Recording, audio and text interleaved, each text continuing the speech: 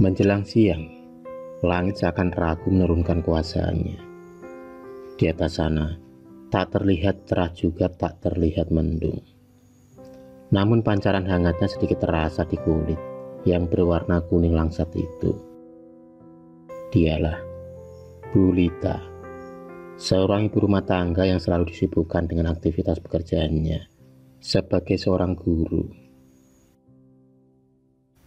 Sebagai seorang guru, Bu Lita harus memberikan contoh yang baik terhadap semua orang yang ada di lingkungannya. Selain menjadi seorang pengajar, Bu Lita juga menjalankan toko kelondong warisan dari almarhum ayahnya. Sore itu, sepulang mengajar, Bu Lita menyempatkan berkunjung ke rumah ibu mertuanya bersama Mise, anak sematawayangnya. Mise, gadis cantik yang mulai tumbuh remaja itu, sangat mewarisi kecantikan ibunya. Sesampainya di rumah ibu mertua, Bu Lita segera menaruh sembako di dapur. Bu Lita sangat menyayangi ibu mertuanya tersebut, sama seperti ibu kandungnya. Sudah menjadi tradisi, Bu Lita memberi sedikit rezeki kepada orang tua suaminya, itu setiap akhir bulan. Sebenarnya Bu Lita berniat untuk segera pulang, mengingat di rumah masih banyak tugas yang belum dikerjakan. Tapi niatnya itu terhenti karena hujan deras melanda membuat Bu Lita dan Mise terpaksa bermalam di rumah Bu Ati. Bu Ati adalah seorang janda. Suaminya sudah meninggal 20 tahun yang lalu. Setelah memberi kabar kepada Pak Ardi suaminya, kalau malam ini dia tak akan pulang. Meski sudah bertahun-tahun menikah dengan Pak Ardi, tapi Bu Lita sangat jarang menginap di rumah Bu Ardi. Malam itu Bu Lita dan Mise tak bisa memejamkan matanya. Itu karena mereka merasakan hal-hal yang aneh di rumah tersebut. Keanehan itu muncul setelah suara dari atap rumah yang tiba-tiba saja terdengar suara tangisan anak bayi. Tak hanya itu saja, mereka juga mendengar suara ringgikan kuda. Aneh memang, karena rumah itu hanyalah Bu Ati yang menghuninya. Lalu, bayi siapa itu? Bu Lita masih bertanya sambil memeluk Mise. Dia mencoba menghilangkan rasa takutnya. Saking takutnya, Mise pun merengek kehausan. Dengan terpaksa, mereka pun beranjak dari tempat tidur menuju ke dapur. Gelap, sunyi. Hanya suara jam dindinglah yang mengisi ruangan itu. Tiba-tiba mereka dikagetkan dengan suara kursi goyang yang bergerak dengan sendirinya. Bu Lita mencoba mencari senter, karena malam itu lampu juga padam. Mise menyalakan senter HP yang ada di sakunya. Dengan cahaya yang minim, mereka dikagetkan dengan penampakan seorang wanita berubah dengan rambut yang terurai panjang. Dan sosok wanita itu ternyata Bu Ati.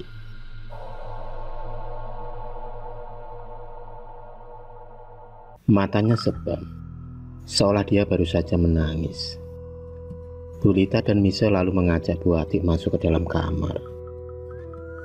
Di dalam kamar berukuran 3x4 itulah, Bu Lita merasakan ada aura negatif di dinding kamar Bu Lita.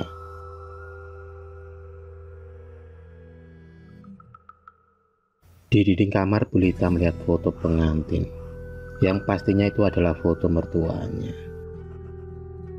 Tapi setelah dia mati, wajah dari mempelai wanita tak ada kemiripan pun sama ibu mertuanya yang cenderung berhidung mancung. Bu Lita mencoba mengambil foto tersebut, tapi langkah Bu Lita terhenti setelah Bu Atik melarangnya. Selama menjadi menantu Bu Atik, Bu Lita tak pernah mendapati mertuanya itu tertawa. Pendiam, mungkin itu adalah salah satu sifat Bu Atik. Lalu bagaimana dengan perilaku aneh Bu Atik yang tiba-tiba saja menangis, marah, tanpa sebab? Setelah Bu Atik tidur dengan pulas, Bu Lita memilih ke kamar dengan Mise. Tapi baru saja dia menutup pintu, mereka berdua dikagetkan dengan sosok berbaju putih. Sosok itu tertawa cekikikan sambil menggendong seorang bayi. Panik, takut, tapi mereka tak berani berteriak lantaran tak ingin membangunkan Bu Atik. Hingga akhirnya Bu Lita dan Mise membaca ayat kursi. Sekejap kemudian, sosok menyeramkan itu pun lenyap dari pandangan. Malam itu benar-benar malam paling mencekam. Mereka berharap pagi segera tiba. Waktu masih menunjukkan pukul 3 dini hari, tapi Mise dan Bu Lita belum bisa memejamkan kedua matanya. Tiba-tiba suara Bu Atik terdengar dari balik kamar. Dasar. Bu Atik mengigau. Suara itu benar-benar keras sampai terdengar di kamar sebelah. Bu Lita dan Mise memaksa memejamkan mata mereka. Tapi baru saja mereka memejamkan matanya, tiba-tiba terdengar suara gaduh berasal dari dapur. Terdengar suara-suara piring pecah, begitu nyaring di telinga. Lagi-lagi mereka memberanikan diri untuk pergi melihat asal suara kegaduhan tersebut. Tapi anehnya, tak ada satu orang pun di sana. Bahkan piring-piring masih tertata rapi di tempatnya. Bulu kuduk mereka berdua pun mulai meremang. Ditambah suara petir yang bersautan menambah kengerian suasana malam itu. Bu Lita memeluk erat anaknya sembari beristighfar. Mise yang ketakutan mulai meneteskan air matanya.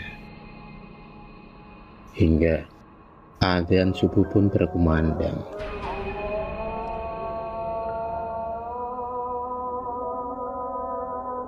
Sesekali Bu Lita menengok ibu mertuanya yang masih tertidur pulas. Sambil berpikir keras, bagaimana mungkin Bu Atik berani tinggal di rumah sesepi itu. Bu Lita kemudian mengambil air untuk berwudu. Entah kenapa, lampu malam itu padam begitu lama. Dengan berbekal cahaya lilin, dia menuju ke kamar mandi. Tapi baru saja sampai di depan pintu, Bu Lita berteriak dengan kencangnya. Tampak jelas di mata Bu Lita berdiri sosok wanita berbaju putih berdiri tegak di pojok kamar mandi. Wanita bermuka menyeramkan itu sesekali menangis sambil menggendong bayi di tangannya. Malam itu benar-benar malam paling lama bagi Mise dan Bu Lita. Secara bersamaan, mereka pun berlari menuju ke kamar Bu Atik. Mereka memeluk tubuh orang tua yang sudah mulai senja itu. Tapi Bu Lita merasakan ada yang aneh dari tubuh ibu mertuanya itu. Tubuhnya terasa dingin dan berbau anyir. Bau anyir menyeruak hidung Bu Lita dan Mise. Lagi-lagi, jantung mereka berpacu dengan cepat. Bu Lita berusaha membangunkan Bu Atik, tapi beliau tak ada respon sama sekali. Ketakutan Bu Lita semakin memuncak ketika mendapati rambut-rambut Bu Atik rontok begitu banyaknya. Helai demi helai rambut itu terlepas dari kepala Bu Ati. Mise tak sanggup menatap apa yang sudah dia peluk. Wajahnya masih tertutup dengan bantal. Sedangkan Bu Lita mencoba meraih senter yang ada di meja. Dan benar saja, sosok yang mereka perlu itu adalah sosok wanita berwajah menyeramkan. Dan itu bukanlah Bu Ati, ibu mertuanya. Tiba-tiba suara ayam berkokok terdengar dari kejauhan. Dengan bersamaan itu, sosok itu pun lenyap. Sambil mengucapkan alhamdulillah, Bu Lita mencari keberadaan ibu mertuanya. Selepas melaksanakan sholat subuh, Mise dan Bu Lita mencoba memanggil-manggil nama Bu Ati hingga 2 jam lamanya. Dan pada akhirnya Bu Ati ditemukan di kandang ayam belakang rumah. Wanita tua renta itu masih tertidur dengan pulasnya, seolah tak menghiraukan kalau matahari sudah menampakkan sinarnya. Secara pelan, Bu Lita kemudian membangunkan Bu Ati. Dan akhirnya Bu Ati pun terbangun. Beliau masih bingung, kenapa bisa tidur di kandang ayam. Bu Lita sendiri masih berpikir keras, ada rahasia apa di balik ibu mertuanya yang selalu bersikap pendiam dan aneh. Lalu, siapa sosok hantu wanita yang menggendong bayi itu?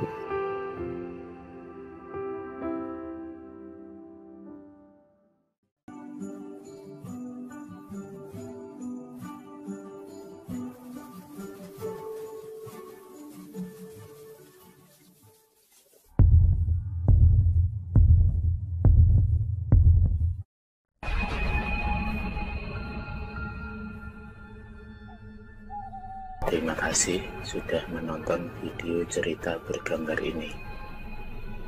Klik subscribe untuk terus berlangganan video-video cerita bergambar selanjutnya. Semangat berkarya.